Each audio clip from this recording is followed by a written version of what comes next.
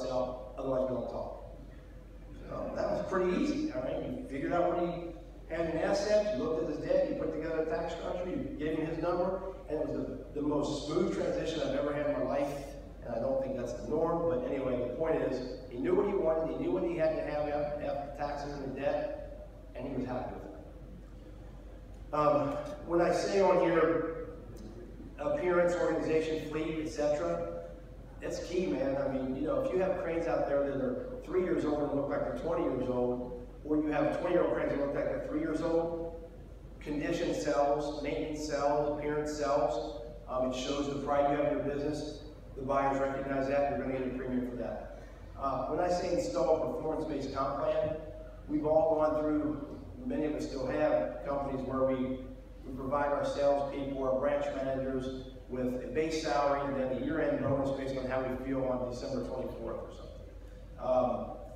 That really isn't good for a buyer. They want to know you have measurable goals. They want to know you have criteria that throughout the year, quarter, whatever, you have attainable goals for the people. They're compensated based on performance, and there's a structure in place. That will help you in the sale process.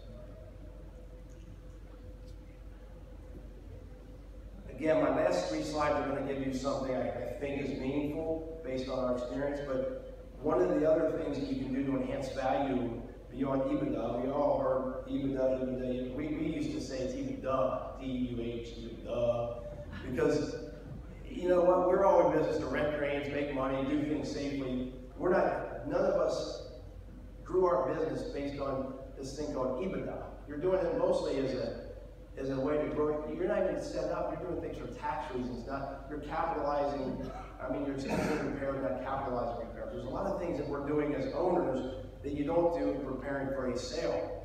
Well, the person you hire as an advisor will help you get that all in place before a sale. But in addition to your sale price, there's some very small things you can do at closing or right before closing that help you as an owner get more value for the business than just a multiple. And some of them I put on here, if you have a lot of real estate, you do long-term leases to the buyer. That's a nice thing for family and estate planning. That's a super way to get around some tax issues, leasing back the property instead of taking cash. When I say actively eliminate friends and family, that's a tough one because as we saw on your triad up here, family is the most important, and I agree with that. Well, when a buyer is looking at your business, if he sees that your brother, your cousin, your sister, your mom, your dad, all these people are on the payroll, well then you're saying, I want to add back for them and I want to deduct that because they're really not. There's all kind of little traps you get into here. So prior to selling your business, clean it up. If they're not part of the company, take care of them a different way, but get them off the books. Clean employee list and who you're paying, I think, is pretty important to a sophisticated buyer today. And a consulting agreement. If you're a seller in a certain stage of life and you don't want to be retired yet, but you want to have participation and you think you might not like the way they're going to run it compared to you, consulting agreements are great. You'll get 3 to 5 years, you get to be on the board, you get to have input. That's, I think, some very, very nice value added as a buyer and as a seller, and it keeps you in the game and it keeps you around the people that you helped, you employ for 20 or 30 years. So there's just some things beyond just multiples that are important. Okay, so I've been flying trying to catch up your pace, right? Okay, so, but now my wife laughed, my daughter laughed, I call them Frankisms. I am not a MBA from a succession planning company, I'm not a private equity firm member, but I've seen a million ways that we value companies, and I've seen it so many ways that look at buying or selling or whatever, and Ted, you can laugh at this thing later if you want, but when I'm done, I think it's close. So the next slide is going to really lay this out with some examples, but we have torn every layer of every onion out whenever we look at buying a company or selling a company. And no matter how you look at it, and I'll preface this by saying, if you actually are at a time of the cycle that you want to sell the company and you can sell it, then these metrics work. And here's what I'll say. As an average, your entire fleet value, that means trucks, trailers, ancillary equipment, etc. If you go 25% above that, you're going to be close to the final sale price. EBITDA times 7 at the right time of the cycle, you're going to be EBITDA times 7 without adjustments. Annual revenue, I'm going to fly through this. Your annual revenue is on average plus or minus 10% about half your OEV. Just the way it works. Raise your hand if I'm wrong, but I mean, think about this with your own companies. 5% above OEC, also about the same price as these other factors. And then let's take a look at how it works. So, we vetted this out through 30 acquisitions. Okay?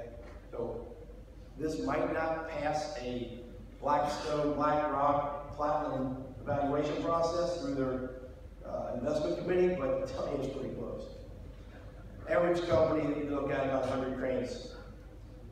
Original cost of those 100 cranes, on average, with the rest of the fleet, is about $50 million. So if you said 50 times 5% above it, there's a $52.5 million sale price. 105%, 52%.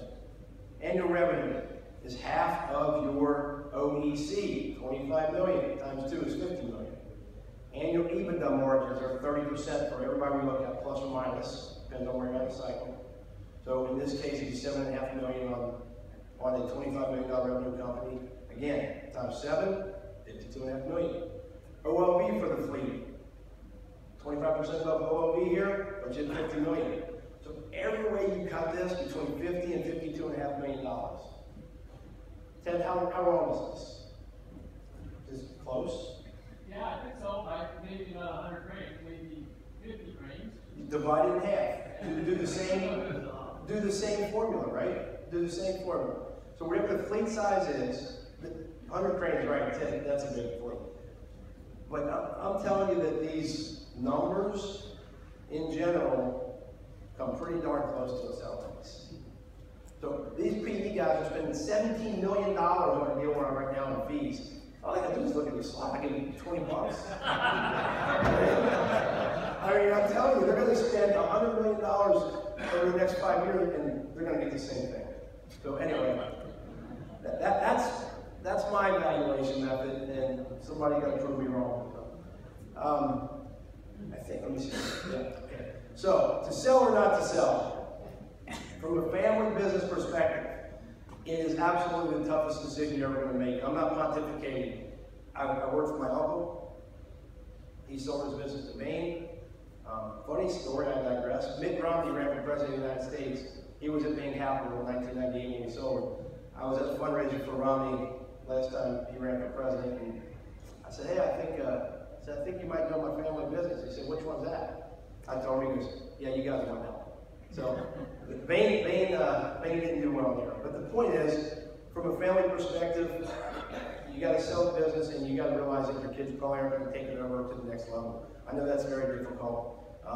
If that's something you don't want to do, then you shouldn't sell. If you want to give your family, take some chips off the table and ensure their livelihood for the rest of their life, then you should continue the conversation. As PE firms get into the industry and they get more involved, they get to know us better, I think it's going to get smoother. Now you start buying from PE to PE, and even the larger companies start, the family-owned businesses, privately owned businesses realize that, hey, these guys have been around now, they're not going away, they're not the Antichrist. So now you can start talking to them more civilized. I think that's going to make it easier. As we continue to see more roll-ups, regionally, you're not going to be a big company today. We're not going to go out and buy the $10 million, $5 million companies. But as the family-owned businesses do that, and then as the family-owned businesses get so big, there will be the next round. You guys will probably call it a PE firm. And the bottom line to me, when the owner doesn't feel he has the right family succession plan, when the owner feels like he has the right time to sell from a tax versus debt standpoint, and the owner doesn't want to try to find an outside person to come in and run the company, but he wants to ensure that all his employees are taken care of, his family's set for life, then you guys should talk to a private equity firm.